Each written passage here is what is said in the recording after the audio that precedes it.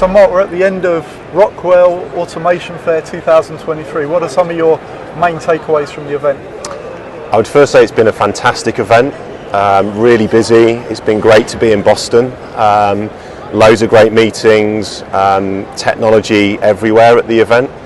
Probably the top three, cyber is definitely probably the theme of the event, whether that be in integrated into drives, into software, hardware, holistic security solutions, SOC development, really important.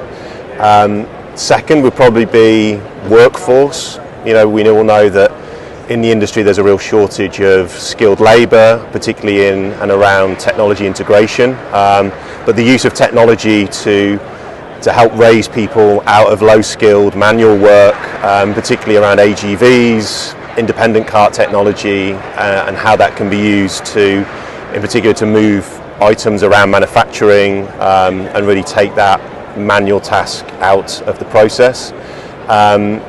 The third one would probably be on sustainability. I know a topic close to your heart, and again how technology can support whether it's energy usage, water consumption, and using technology to give better visibility to what manufacturers are using and how then they can help to improve those metrics in the future.